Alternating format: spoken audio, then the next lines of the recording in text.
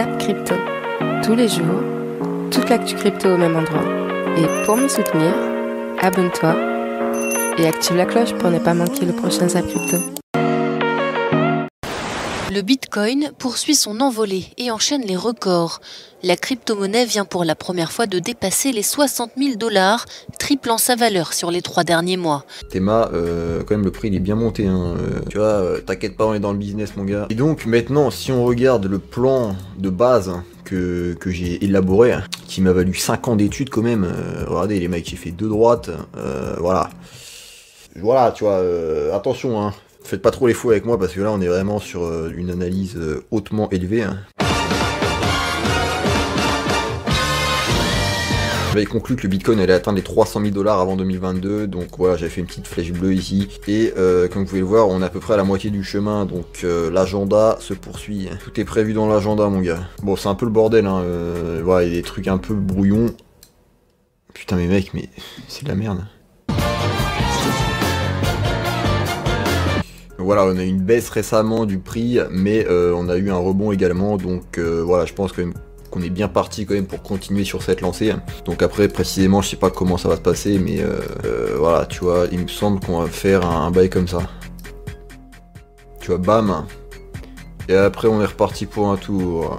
Hop là, tu vois. Et donc voilà, au final, on répète le même schéma depuis 2013, comme ça, avec des vagues qui se succèdent. Et donc voilà, qu'on attendrait environ un Bitcoin à 1 million, au moins vers 2025-2026. Donc voilà, tu vois, parlez pas avec moi en fait. Je suis dans l'éosphère maintenant, voilà, tu vois.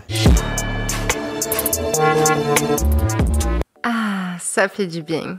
Non, parce qu'à force, je me demandais si j'avais pas rêvé. C'était pas un mirage, ces 60 000. Eh bien, je te rassure, hein, si toi aussi tu te posais la question, on l'a bien vécu. Allez, après cette petite dose de shot ou de nostalgie, tout dépendra à chacun, il faut remettre les pieds sur terre et nous revoilà avec notre Fear and Greed Index côté crypto qui tire la tronche, toujours dans l'extrême peur, mais à 20. Je suis plutôt curieuse de voir si le sentiment pessimiste va continuer à s'enfoncer malgré des petites hausses de prix. Allez, on s'envole du côté des marchés US avec leur Fear and Greed Index qui est toujours dans le grid à 66. Avant de vous laisser, sachez que ce soir, je suis invitée par Crypto Bubule pour une petite interview. Bon, je compte bien essayer de retourner la situation. Pour passer de l'interviewé à l'intervieweur, on verra bien ce que ça donne. Je vous mets le lien là, tout là-haut à droite de votre écran. Ça serait génial d'avoir un maximum de zappers et zappeuses. Pour avoir quelques points de repère, ça serait génial d'avoir de la force. Allez, installez-vous confortablement. Votre zap va commencer. Je vous souhaite une excellente journée. J'espère vous retrouver ce soir. Bonne vidéo à tous. C'était Zap Crypto.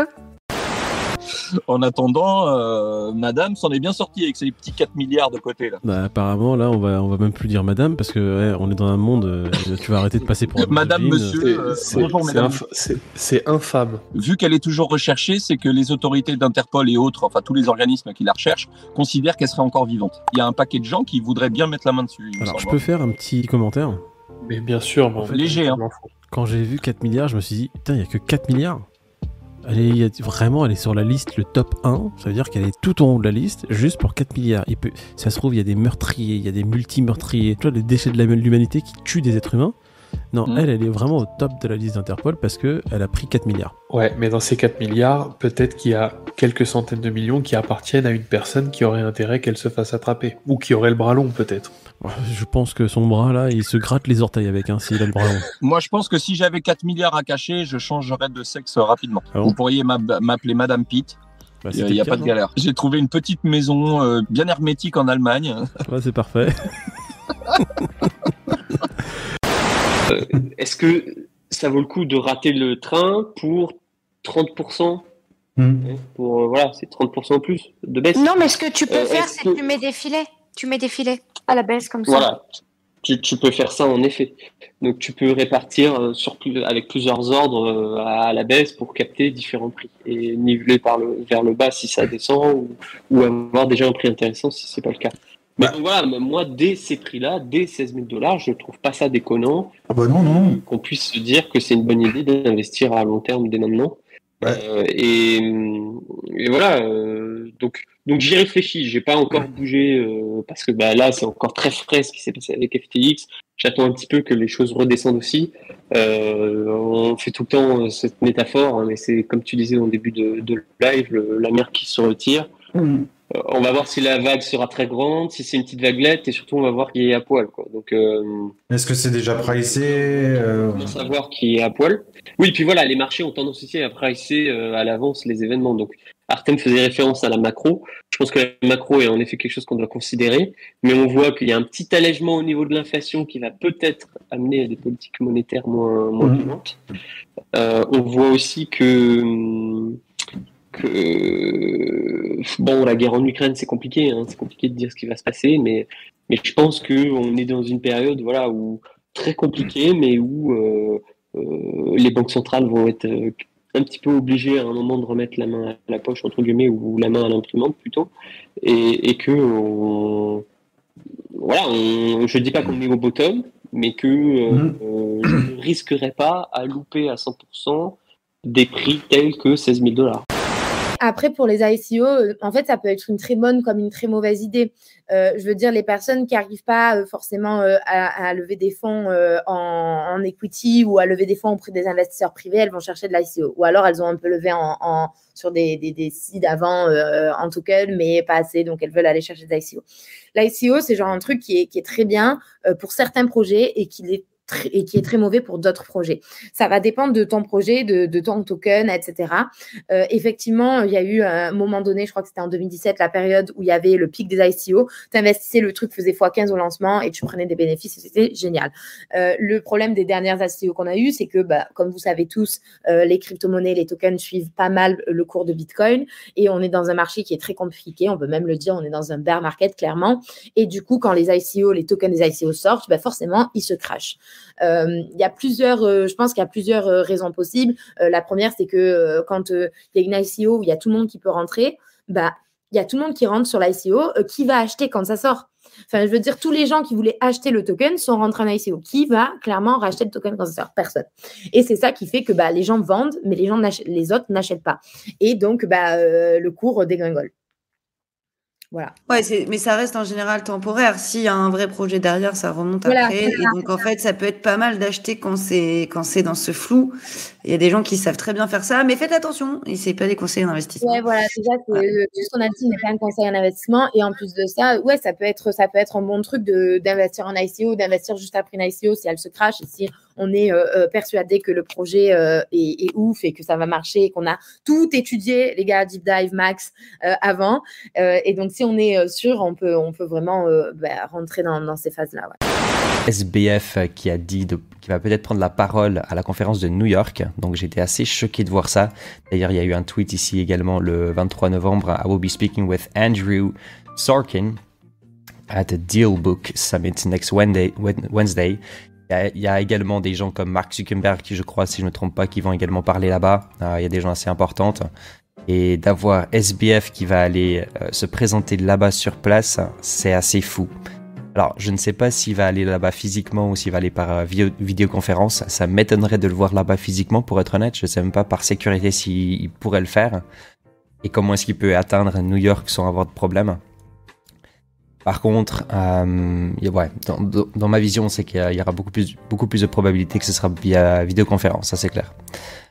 Puis sinon, dans cet article, ce que vous allez aussi retrouver, c'est que vous allez retrouver naturellement encore, surtout comme d'habitude, à la fin, des excuses et encore des excuses, surtout envers ses collègues cette fois-ci, que c'était pas son intention, etc.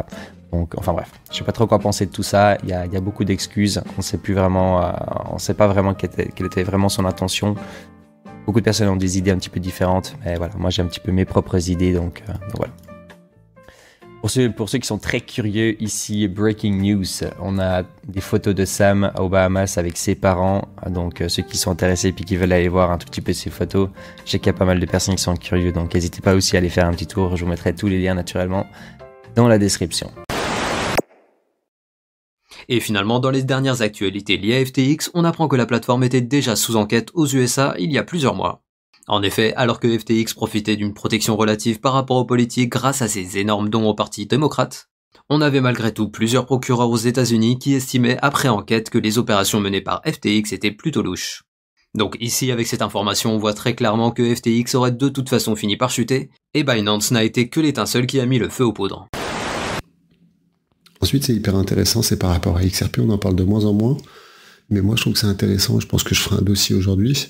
C'est qu'en fait, il y a même Banks America qui veut nouer un gros partenariat avec Ripple, XRP. Mais ils attendent la suite du procès Ripple. Les dernières news que j'ai fait, et je suis en train de préparer un dossier, c'est qu'on serait sur la fin du mois, là, sur la décision par rapport au procès.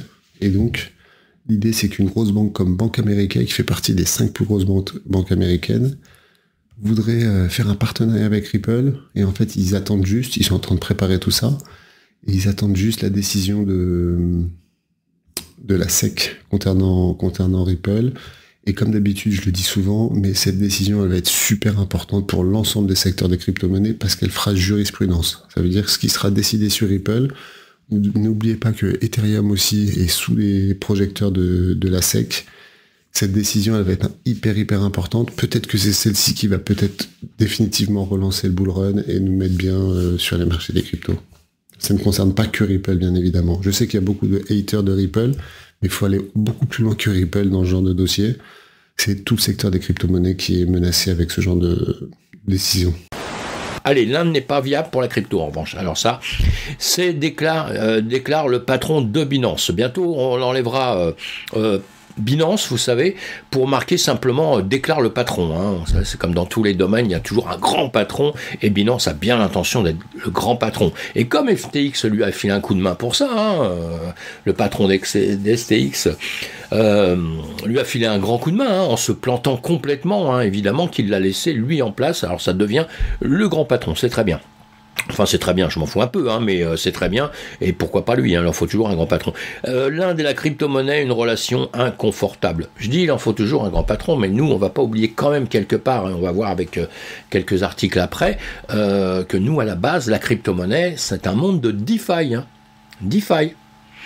Finance décentralisée, mes amis. On n'oublie jamais ça parce que je crois qu'avec on commence un petit peu à tout mélanger, on sait plus, centralisé, décentralisé, on finit par plus savoir, et je me demande si vraiment les acteurs qui sont rentrés avec la crypto-monnaie, avec le Bitcoin déjà à la base, on est bien d'accord, qui sont rentrés là-dedans et maintenant ça grossit, ça prend de l'ampleur, même si on est un tout petit marché. Et je me demande si tous ils ont bien enregistré qu'à la base c'était de la DeFi, parce que j'ai l'impression que c'est un petit peu en train de s'étendre un peu autrement et ça commence à partir vers quelque chose de quand même très centralisé tout doucement. Et évidemment qu'il y aura toujours ce noyau de DeFi qui restera évidemment. Pendant ce temps, l'adoption des monnaies numériques de banque centrale pourrait très prochainement s'accélérer. Tout d'abord, alors que cet été on apprenait que le Japon mettait en pause le développement de leur MNBC à cause d'un manque d'intérêt du public, aujourd'hui la Banque centrale du Japon relance le projet et annonce qu'un programme pilote de MNBC sera lancé durant le printemps 2023 en collaboration avec 3 banques majeures du pays. Et dans le même temps, en Inde, la Banque centrale du pays annonce également le début de la phase pilote de leur programme de MNBC qui sera un supplément à leur monnaie fiat et non pas un remplacement. À savoir qu'on avait déjà appris il y a une semaine que la Fed aux États-Unis allait lancer un programme pilote de 12 semaines pour leur MNBC en collaboration avec de grandes banques américaines. Donc ici, on voit que l'année 2023 pourrait bien être une année d'accélération dans le déploiement des MNBC dans le monde. Initialement, l'effet de la stagnation ou de la diminution du taux directeur est perçu comme un élément positif pour les cours boursiers. Cependant, cette réaction initiale finit par être contrecarrée par la détérioration rapide de l'économie qui affecte les revenus et les profits des entreprises. Regardons le tout de plus près. En mai 89, les rendements 3 mois et 10 ans s'inversent, la Fed pivote instantanément et diminue son taux directeur. La récession débute officiellement 1 an plus tard, en juin 90. Les marchés boursiers qui continuent leur ascension à la suite du pivot de la Fed finissent par atteindre leur point bas en octobre 1990, 1 an et demi après l'inversion de la courbe de rendement. En juillet 2000, l'inversion 3 mois 10 ans se concrétise. La Fed pivote au même moment et stoppe ses hausses de taux. La récession débute en mars 2001, soit 9 mois plus tard. Les marchés boursiers rebondissent après le pivot de la Fed, mais finissent par chuter et atteignent leur point bas en septembre 2002, soit 2 ans après l'inversion de la courbe de rendement. En juillet 2006, la courbe de rendement s'inverse. La Fed réagit en arrêtant ses hausses de taux directeurs. La récession débute en décembre 2007, soit 1 an et demi plus tard. Les marchés boursiers continuent de grimper à la suite du pivot de la Fed. Par contre, ils s'essoufflent et tombent rapidement pour atteindre leur point bas en mars 2009, 3 ans après l'inversion de la courbe de rendement. Ce qu'il faut retenir de ça, c'est que le pivot de la Fed tant attendu qui pourrait avoir lieu d'ici la fin de l'année n'est pas le moment où les cours boursiers vont soudainement rebondir pour nous ramener en 2021. À chaque cycle de resserrement monétaire durant les 30 dernières années, l'inversion de la courbe de rendement à 3 mois, 10 ans a signalé une période de souffrance économique à venir. L'événement qui me paraît très important, c'est le plafonnement du prix de pétrole russe qui est en négociation et ça aura un fort impact géopolitique et économique. Mais on va rapidement faire le tour sur l'actualité. Donc hier, on a eu les minutes de la Fed qui ont provoqué, comme attendu, ça a bougé plutôt pas mal. Ce qui est très intéressant dans les minutes de la Fed, c'est qu'on a les responsables de la Fed qui ont signalé, donc dans les minutes, qu'une majorité, je cite, substantielle des membres du comité de politique monétaire de la banque, donc du FOMC, avait estimé qu'il serait probablement bientôt opportun de ralentir le rythme de relèvement des taux. Et on a ça qui est écrit. Donc quand on a eu Boulard qui est venu la semaine dernière en disant les taux vont être entre 5 et 7 et je vois pas l'année prochaine ce qui a fait une vague de baisse et je ne vois pas comment ça pourra être autrement, voilà, comme je vous le disais, Bullard, le président de l'antenne de la Fed de Saint-Louis, est bien seul. Il fait beaucoup de bruit, il est très relayé dans ses déclarations parce qu'il est toujours alarmant et ça les médias adorent. Si les gens sont alarmés, si les gens sont angoissés, ça crée de l'audience, mais le gars il est tout seul en fait, voilà. Il n'a pas du tout lui de majorité substantielle, il a une minorité non substantielle, donc du coup on a eu un petit élan haussier à Wall Street, on a effacé finalement tous les propos de Bullard. C'est un marché que je qualifie d'hologramme, c'est-à-dire que vous avez l'impression qu'il y a du monde, des intérêts, acheteurs, vendeurs, mais en fait, il ne se passe rien. Il n'y a pas un bout de papier qui change de main. Alors évidemment, on m'objecte, oui, mais le 3 octobre, le 13 octobre, les 21 et 22 octobre, le 3 novembre, on a eu des volumes à 4, voire 5 milliards. Oui, ce sont précisément ces 3 ou 4 séances extraordinaires où on a vu se matérialiser des contre-pieds que personne n'avait vu venir et qu'on ne sait guère expliquer autrement que par du narratif. En dehors de ces séances où les vendeurs pris à contre-pied ont été obligés de se racheter en mode FOMO, mais où est donc l'optimisme que les gérants, tous les asset managers, cet optimisme dont ils viennent faire l'étalage sur les chaînes d'information financières, en langue française ou anglaise. Oui, on avait trop baissé, le marché était survendu, les gérants sont trop désinvestis. Mais à quel moment ils remettent du papier dans les portefeuilles? Où sont les flux de ces acheteurs sous-investis? Regardez les volumes tous les jours. On ne dépasse pas les 2 milliards à Paris à 17h30. Donc, en fait, si les investisseurs ont disparu, les pipoteurs, eux, en revanche, sont bien là. Le VIX, indice de volatilité baqué sur l'SP500, le plus gros indice du monde, le plus gros indice US, tu l'appelles comme tu veux. Il a éclaté au sol, donc les gens Thanksgiving, tout le monde est heureux, tout le monde est content, il n'y a pas de volatilité, tout va bien. Mais on fait attention, moi je ziote cette petite trendline supérieure ici, attention lorsqu'on va y aller. Et au niveau du dollar, donc le dollar lui il tombe un petit peu. Bon, on verra bien ce qu'il va nous faire, si vraiment on rentre en récession, ce petit dollar, on en parlera plus tard. Vous avez eu le 18 novembre dernier. On y revient parce que ça a très peu tourné, en réalité, sur les réseaux, mais vous avez un record absolu de vente à perte sur Bitcoin. Un record absolu. Tout exchange confondu. C'est incroyable. Plus de 4 milliards de dollars en l'espace d'une journée qui ont été vendus dans la perte.